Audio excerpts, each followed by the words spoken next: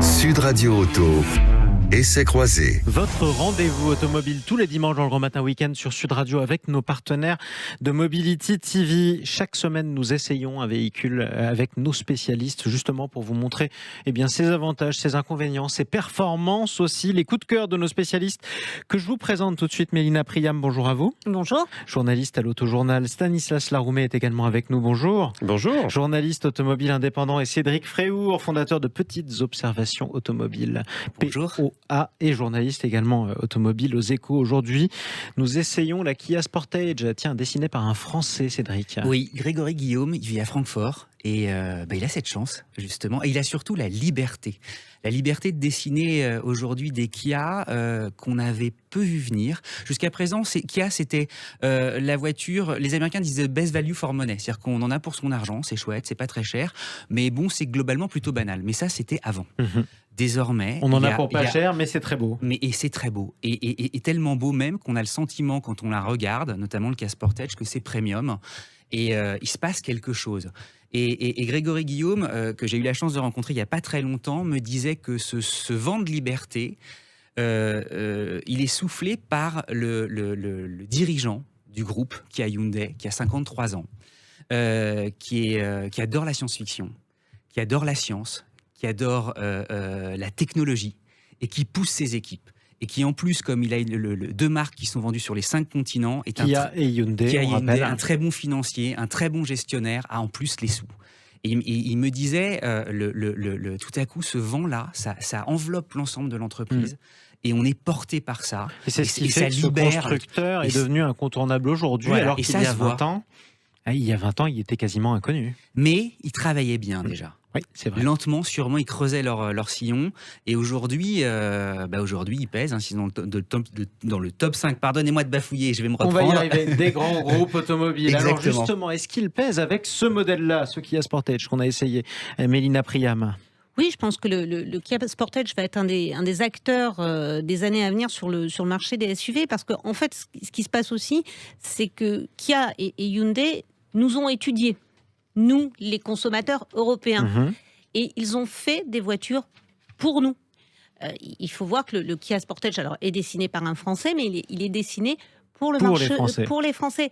Kia et Hyundai, ça veut dire quoi être dessiné pour les Français? Alors qu'est-ce qu'il faut? C'est quoi le cahier des charges? Au-delà de dessiner, c'est dessiner et aussi imaginer, conçu d'un point de vue de la plateforme, de ce qu'on attend, nous, d'une automobile. Parce que, clairement, c'est un constructeur asiatique.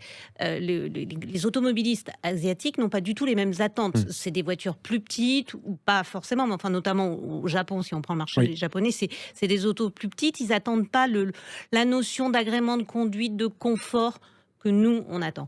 Et ça, Hyundai est arrivé sur le marché européen avec des autos et donc, pour nous. Pour vous, la Kia Sportage est à la fois spacieuse à l'intérieur et en même temps agréable à conduire. Elle est agréable à conduire. Elle n'est pas aussi agréable à conduire peut-être que la référence du moment qui est le 3008, mais c'est une auto qui est agréable à conduire, qui est bien conçue, qui est bien finie, avec une offre de motorisation complète, parce qu'ils ont mis le paquet sur l'hybride rechargeable, et elle est disponible dans toutes les motorisations européennes. Il y a encore du diesel sur le Kia Sportage, il y a une motorisation essence avec une micro-hybridation, il y a de l'hybride simple, non rechargeable, et il y a de l'hybride rechargeable.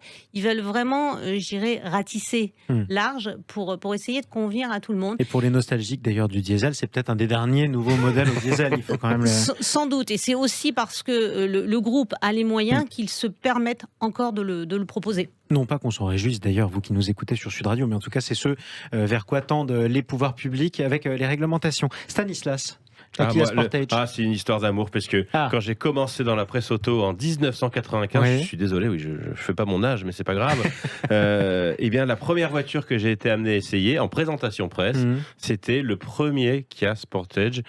Et c'était rigolo parce que je mettais les pieds dans un monde que je connaissais pas du tout. C'est ça. Et c'est votre Madeleine de Proust. Non, mais du coup, c'était une des premières cas importées en Europe. Et je me souviens, on avait fait un quart de page dans les actus alors que j'étais parti 2 jours pour essayer cette voiture. C'était mon premier papier, mon premier essai. Bon. Pour la gloire, il fallait repasser. Voilà. Et donc, de l'eau a coulé sous les ponts et des voitures ont roulé aussi sous les ponts depuis. Ce que n'ose pas dire Stanislas, c'est qu'à l'époque, le Kia Sportage, il était déjà pas mal. C'est ça. Ça avait marqué les esprits. C'était pas mal. Ils ont essayé de faire premier SUV avec le RAV4. Hein. Oui, un RAV4 un peu plus plat, un peu moins sympa, moins bien à conduire quand même, franchement. Là, c'est la 5e génération et c'est vachement bien. Voilà. C'est vachement bien. Mais de toute façon, tout ce que fait le groupe Hyundai Kia, il n'y a pas... Il n'y a pas beaucoup de défauts. C'est à la fois techno, c'est bien fini, c'est fiable. Ils garantissent leur voiture 5 ans et 7 ans pour Kia. Alors, ils ont fait ça il y a je ne sais plus combien d'années, mais pour la sortie de la première Ceed, si je me souviens bien. Et ça a fait... C'est un excellent coup marketing. Regardez, nous, on est fiable. On garantit nos voitures 7 ans. Cédric fait des grands gestes avec son volant. Non, mais surtout, aujourd'hui, à une époque où on veut des écrans, là, ils ont mis la totale. C'est un écran de cinéma. Il y a deux doubles écrans qui se rapprochent. C'est la planche de bord de la Kia EV6. Le V6, c'est leur modèle électrique. Un effet waouh, c'est une vraie bagnole. On a l'impression qu'il y a de la poussière d'étoiles et tout ça quand on la voit circuler. Là, avec le Sportage, on se dit, mais même le 3008 qui est effectivement vous entrez dans un univers. Mais franchement, et puis ils ont un truc sympa, c'est qu'ils ont gardé les boutons de la clim physique. Vous savez, ce que souvent sur les écrans, c'est un peu chiant de régler sa température. Voilà. Alors là, c'est bien. Vous avez gardé quand même. C'est le meilleur de tous les mondes. Voilà, c'est ça. Ils ont gardé, en tout cas, ils ont été conservateurs là où il fallait pour vous. Ils ont été progressistes là où il le fallait. Parlons quand même de la cible de la Kia Sportage. Est-ce que je suis plutôt urbain, périurbain? Est-ce que je suis plutôt rural?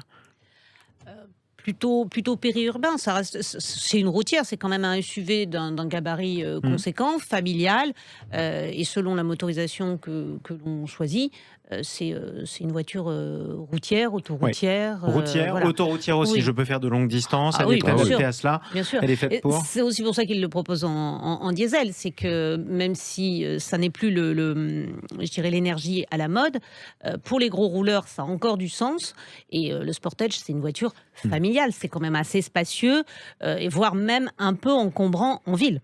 Ça déplaît à certains écologistes, mais en fait, c'est l'architecture idéale aujourd'hui que veulent les Européens. Voilà, quand on les laisse faire. Quand on les laisse faire et qu'ils ont une baguette magique, ils disent je veux ça. Exactement, cette architecture. Parlons, on parlait d'écologie, parlons du professionnel de la consommation, la Kia Sportage. Stanislas. Non, moi je vais pas être bon parce que je vais consommer trop, évidemment. Mais ça dépend quelle version. Les diesels sont toujours sobres. Les hybrides, si vous les rechargez, ça reste sobre. Évidemment, un moteur essence, c'est des voitures un petit peu hautes, un petit peu lourdes, associées à une boîte automatique. Oui, ça va consommer un peu. Mais encore une fois, vous savez, les consommations, ça veut pas dire grand-chose parce que ça dépend vraiment de la façon dont vous conduisez. Ça en dit plus sur le conducteur que sur le véhicule, en gros. Oui. Après, il y a des vraies voitures qui consomment. Moi, j'en ai une qui consomme énormément, quelle que soit la personne au volant. Oui, ça fait un couple démoniaque, on imagine bien. Stanislas, parlons quand même aussi des concurrents de la Kia Sportage. Mélina en a cité un qui est la référence tricolore, c'est le Peugeot 3008. Il y a aussi le Citroën C5 Aircross. Il y en a plein, le Volkswagen Tiguan, etc. Et tout, c'est le segment où tout le monde veut être, tout le monde doit être. Et si je fais un classement sur ce segment, où est-ce que je mets la Kia Sportage? Ça dépend, une fois de plus, c'est comme la consommation, de ce que vous recherchez. Si vous cherchez de l'habitabilité, du confort, de l'agrément de conduite avec une voiture très incisive, alors là je vous dirais allez acheter immédiatement un Peugeot 3008 parce que c'est le meilleur dans sa catégorie. Quelque chose de rassurant, on va prendre une Volkswagen Tiguan, mais c'est un petit peu plus cher aussi. Vraiment, moi c'est difficile de ne pas conseiller une Hyundai ou une Kia parce que c'est très pragmatique, vous l'avez dit, ils font à peu près tout bien. Il faut savoir aussi que c'est un des rares groupes au monde, un des rares groupes automobiles qui conçoit et développe absolument tout en interne. À la fois les boîtes automatiques, les batteries des moteurs électriques, les moteurs thermiques, essence et diesel. Ils font tout en interne. Et ça, c'est très très rare. Il y a les Japonais, je crois, peut-être qu'ils font encore ça. À l'époque, il y avait Mercedes, mais ça y est, maintenant ils ont... mode chez les conducteurs. Chez les constructeurs. Chez les constructeurs, pardonnez-moi. Chez les constructeurs, oui, ils ont tous des fournisseurs et qui achètent des boîtes auto à droite à gauche, des batteries, etc. Kia Hyundai fait tout lui-même. Cédric Fréhour, la Kia Sportage face à ses concurrents directs. Je rejoins parfaitement Stanislas. Merci, c'est gentil. Non, mais c'est un très bon élève. Donc voilà, on serait justement les toutes profs. les cases. On est à l'oral du bac, on lui met 18. Voilà, merci de la prestation. Alors, elle n'aura pas 19 ou 20 dans chacune des catégories, mais en revanche, elle sera. C'est un élève complet. C'est la meilleure moyenne. Il y a quand même il y a un certain talent maintenant stylistique. Voilà, on parlait. C'est vrai. Quelque chose, Stanislas parlait des qualités du groupe pour justement construire et concevoir des automobiles. C'est un des rares constructeurs, on parle de métavers en ce moment, notamment chez Facebook, c'est un des rares constructeurs qui est capable aujourd'hui d'avoir quasiment une sorte justement de métavers, c'est-à-dire que les designers automobiles et les ingénieurs se retrouvent. Oui. Comme ça, tout est intégré. Tout en virtuel, et ils voient la voiture, voilà. Ils ont leurs avatars. Et Grégory Guillaume, qui est le designer, me disait qu'il peut parler avec ses homologues à l'autre bout du monde. Il voit les clignements d'yeux et tout ça. Il voit même les inflexions de carrosserie. Il me dit, ça fait presque peur. Mais il dit, du coup, qu'est-ce que ça change? Mais on gagne du temps parce qu'en fait, pendant le Covid, plus personne ne pouvait voyager. Donc il y a énormément tout à coup de projets automobiles qui ont perdu du temps. Il dit, grâce à ça, nous, on a pu se rejoindre justement dans une sorte de dimension parallèle et travailler. Alors que nous avons passé notre confinement sur Zoom. Le mot de la fin, Mélina Priam? Moi, je lui donnerais peut-être pas 18 pour revenir sur son positionnement dans la catégorie, mais c'est vrai qu'en plus, elle a un rapport prix-équipement et un contenu technologique qui est impressionnant. Et c'est vrai que c'est un bon élève. Un très bon élève. Merci beaucoup en tout cas à tous les trois pour cet essai de la Kia Sportage. Mélina Priam, je le rappelle, journaliste à l'Auto-Journal, Stanislas Laroumet, journaliste auto indépendant, et Cédric Fréhour, journaliste également automobile aux Échos et fondateur de Petites Observations Automobiles. On parle d'un autre marché, enfin si, toujours le même marché, un marché automobile dans un instant, mais le marché électrique. Quelle est la voiture électrique préférée des Français? On en parle avec notre invité dans un instant dans le Grand Matin Week-end sur Sud Radio. Sud Radio Auto. Essais croisés. La deuxième partie de votre rendez-vous automobile Sud Radio Auto Essais croisés avec nos partenaires de Mobility TV. Nous parlons des habitudes de consommation en termes de véhicules électriques chez les Français avec notre invité Flavien Neuvy. Bonjour à vous. Bonjour. Et bienvenue à vous sur Sud Radio. Vous êtes économiste et directeur de l'Observatoire 7LM, la Tesla Model 3, voiture électrique préférée des Français. Alors, c'est extrêmement serré avec la Zoé. Quel est le véhicule le plus vendu aujourd'hui ? C'est le Model 3, mais c'est quelque chose d'assez incroyable. Et même en Europe, c'est un succès qui est tout à fait considérable. Quand on pense qu'il y a 15 ans, le constructeur n'existait pas, tout simplement. Tesla et Elon Musk a eu ce coup de génie de faire un constructeur en partant de zéro. À l'époque, personne n'y croyait. Et en plus, à l'époque, il décide de créer un constructeur en partant de zéro, mais positionné sur le 100% électrique, avec des véhicules très haut de gamme. Donc, à l'époque, toute la profession, je veux dire comme ça, ricanait, était convaincue que ça n'allait pas aller bien loin. Et aujourd'hui, c'est la première entreprise mondiale de l'industrie automobile en termes de capitalisation boursière.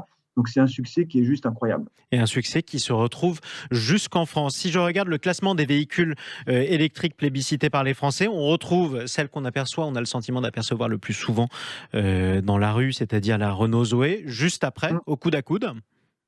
Oui, absolument. Alors, il faut rappeler que Renault, pour le coup, par rapport aux autres constructeurs européens, mais même américains, avait un coup d'avance sur l'électrique avec sa Zoé, puisque c'était juste après les années 2010. Et que là encore, à l'époque, personne ne croyait du tout à la possibilité de voir les voitures électriques envahir nos routes un jour. Et donc, Renault avait un coup d'avance. Mais aujourd'hui, Zoé a un peu vieilli parce que c'est un véhicule qui a pratiquement 10 ans. Et donc, Renault est en train d'inventer l'après-Zoé, en quelque sorte, avec beaucoup de nouveaux modèles qui vont sortir. Mais c'est vrai que Zoé s'est installée dans le paysage automobile français. Si je continue le classement, justement, quelles sont les autres grandes marques qui tirent leur épingle du jeu ? Alors aujourd'hui, en réalité, l'ensemble des constructeurs se sont lancés à corps perdu, si je puis dire, dans la vente de voitures électriques. Mais c'est vrai qu'il n'y a pas de modèle, en dehors des deux modèles qu'on vient de citer, qui écrase les autres, parce qu'on en est qu'au tout début de l'aventure électrique. Ce qu'il faut comprendre, c'est que le Dieselgate a bouleversé la donne, que la réglementation européenne est beaucoup plus dure et va obliger tous les constructeurs à vendre beaucoup de voitures électriques, mais ça vient juste de se produire en quelque sorte, et que les premiers modèles vont arriver vraiment en 2022. Il faut se souvenir que jusqu'avant la crise sanitaire, donc jusqu'en 2020, les ventes de voitures électriques, c'était 2% par an. C'était rien du tout. On est passé à 6% en 2020 et là, pratiquement 10% en 2021. Donc, on a eu un boom incroyable sur ces 2 dernières années. Mais avant cela, ça ne représentait rien. Donc, il n'y a pas beaucoup de modèles qui performent, mais ça va venir. Tous les constructeurs mettent des dizaines de milliards d'euros sur la table pour inventer la voiture électrique de demain. Bien sûr, Volkswagen, mais pas seulement. Il y a Renault qui va sortir son nouveau modèle. Peugeot également, Stellantis, qui va beaucoup électrifier ses véhicules. Donc, j'ai envie de dire que la bataille, elle va être très intense. Elle ne fait que commencer. Du coup, revenons sur les deux pionniers, ceux qui écrasent encore le marché français. Tesla d'un côté, Renault avec la Zoé de l'autre, qui sont partis bien avant les autres. Est-ce que l'avance qu'ils ont capitalisée, ils vont pouvoir la garder ? C'est toute la question. En tout cas, pour Renault, c'est la question parce que avoir de l'avance, c'est bien, mais après, il faut la garder, cette avance. Et là, pour le coup, c'est vrai que Renault a pris un peu de retard, en quelque sorte, par rapport notamment à Tesla, évidemment, même s'ils ne sont pas sur le même segment de clientèle. Et donc, toute la question, c'est de savoir si Renault va pouvoir garder un petit peu cet avantage, sachant que tout ça, c'est une histoire de gros sous et qu'évidemment, c'est ceux qui mettront le plus d'argent sur la table qui pourront inventer la voiture électrique avec la plus forte autonomie, la moins chère possible et celle qui se recharge le plus vite possible. Ce sont ça les enjeux clés de la voiture électrique. Pour Tesla, c'est un peu différent. Tesla a réussi à se positionner comme étant une marque haut de gamme qui fonctionne très bien. Les modèles, il n'y en a pas 150, des modèles à disposition du grand public. Mais aujourd'hui, Elon Musk cherche à démocratiser en quelque sorte ces modèles et donc il fait des véhicules qui sont moins chers et qui donc vont toucher une clientèle beaucoup plus nombreuse qui a des moyens financiers moins importants que les premiers clients de Tesla. Mais Tesla, Tesla va garder certainement un coup d'avance. Ils ont pris beaucoup d'avance. Ils ont pris énormément d'avance. Qui est aujourd'hui l'acheteur type de véhicules électriques en France ? Alors, c'est plutôt quelqu'un qui va vivre dans un milieu urbain, périurbain, pas forcément à la campagne, parce qu'à la campagne, on fait souvent beaucoup de kilomètres, et là, le problème d'autonomie se pose avec plus d'acuité. Et c'est souvent un deuxième véhicule. Alors, il peut arriver qu'effectivement, il y ait des automobilistes qui décident de prendre, qui n'ont qu'un véhicule et qui ont une voiture électrique, mais globalement, ce sont plutôt des ménages qui sont multimotorisés. Ils ont une voiture thermique qui leur permet en gros de partir en vacances l'été sans trop se tracasser sur l'autonomie de la voiture. Et de l'autre côté, pour les déplacements au quotidien, pour la deuxième voiture, pour faire 30 ou 40 km par jour, la voiture électrique fonctionne bien. Ce sont souvent aussi des gens qui ont un pavillon et qui peuvent recharger facilement leur voiture chez eux. Et installer une borne. Oui. Et là-dessus, d'ailleurs, la France qui progresse. Est-ce que la France est dans les pays les mieux équipés en bornes électriques ou pas ? On est parmi les bons élèves, mais c'est quand même nettement insuffisant. On se souvient que pendant très longtemps, les pouvoirs publics, depuis des années en fait, annoncent qu'il allait y avoir 100 000 bornes de recharge dans l'espace public. C'était un peu le chiffre magique, 100 000, 100 000, 100 000. Bon, on en est à 50 000. Et on nous avait annoncé 100 000 pour fin 2021. Donc, on en est encore très loin. Les difficultés sont multiples, mais la difficulté principale, quand même, c'est de savoir qui paye. Parce que ça coûte cher et que quand il faut commencer à passer à la caisse pour financer l'installation de ces bornes, tout le monde se renvoie un petit peu la balle. Il en est des bornes électriques comme il en est de tous les autres domaines possibles. Merci beaucoup, Flavien Neuvy. Merci à vous. D'être intervenu dans le Grand Matin Week-end sur Sud Radio. Je rappelle que vous êtes économiste et directeur de l'Observatoire 7LM Sud Radio Auto. Et c'est croisé votre rendez-vous automobile que vous pouvez retrouver sur la chaîne YouTube de Sud Radio et en podcast également sur sudradio.fr.